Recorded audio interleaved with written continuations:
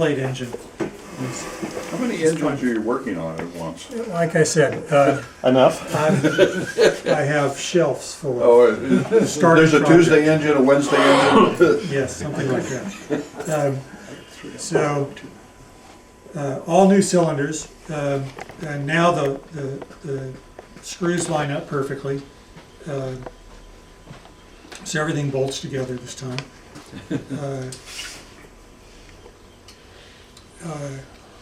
Does it rotate? So that's an interesting story. I used to have rubber O-rings on all my pistons. If you just have a single piston steam engine with a rubber O-ring, you'll have enough leverage on your flywheel that no matter how tight the O-ring is, you'll be able to push it. And just about. When you have 5 cylinders all on the same, and you don't really have a flywheel on here, the friction was unbearable. I put a drill chuck on here to clamp onto the shaft and turned it, and the set screws on my swash plate hub end up scoring my shaft, and I couldn't get the hub off, and yeah, it's just a freaking nightmare. So now it's Woodruff keyed on, and I got rid of all the O-rings. I bought some Teflon O-rings, and it appeared to me that they were hard Teflon and they weren't going to go over the end of the piston and into the ring groove. I've since been told you just put them in hot water and they'll soften up and you can get them on.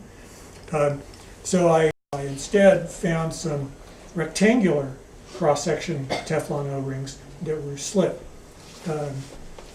So you can stretch them and put them in. Those don't have enough thickness, so they're not getting enough seal in this. So this engine will turn if I put enough compressor air into it, but I'm getting a lot of blow-by around my ring. So I think what I'm going to try next is just putting some brass shim stock underneath the rings to push them out against the cylinder walls. That'll be my next, as opposed to making all new pistons with shallower ring grooves, and just experiment with that. Anyway, so you can come up here and turn it and see how the swash plate rotates. It's pretty fascinating. You know, when you're first imagining building the engine, you know that the link here on the end of the piston rod, you have to have a link that has some motion. Some radial swing. Yeah, some swing to it. And you know that this thing here has to pivot relative to the swash plate. And what's not obvious is that this entire brass link here is going to actually tilt this way. Okay. Because, you know, as you turn this, Oh, yeah. one of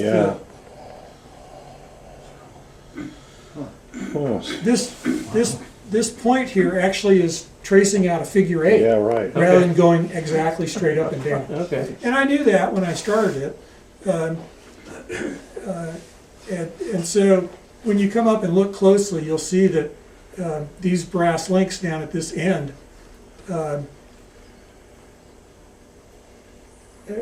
have been filed a little bit so that they can. Yeah, in fact, I can see it. You just happen to have lined it up for me, and I can see. Yeah. See it on there too. Anyway, Just a tad. yeah. What kind of pin do you have in there? Is it a round ball? No, it's a straight pin. But it has some slack in it? Yeah, little bit.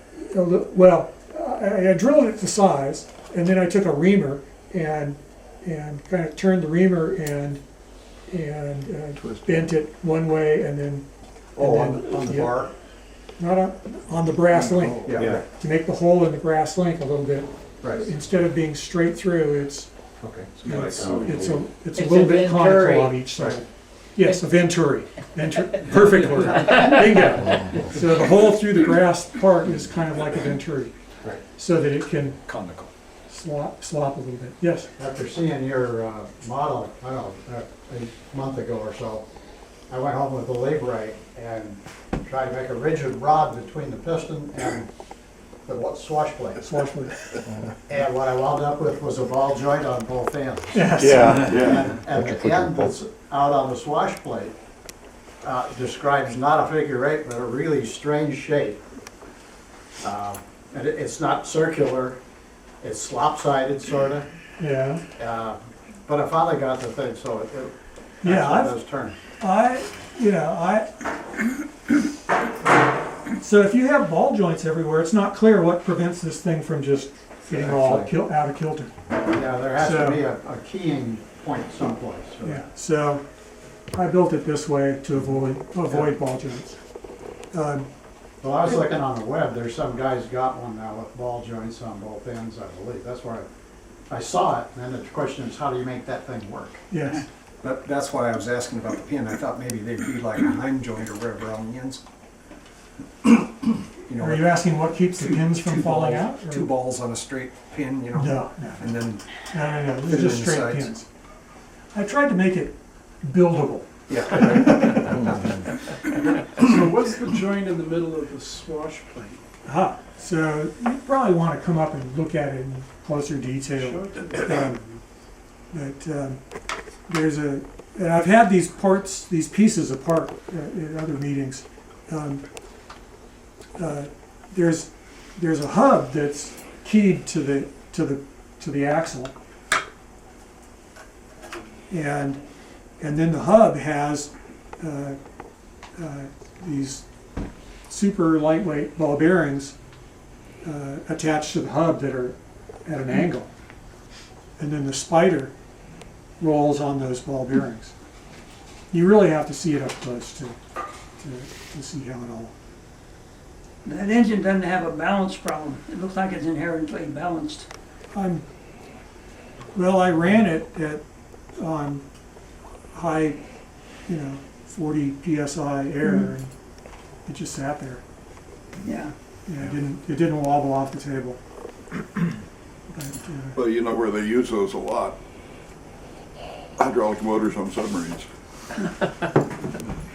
Okay. Hydraulic But they're variable stroke, I'm not sure how they do that. yeah, Well, if, mine has a fixed angle between the Yeah. shaft and the swash plate.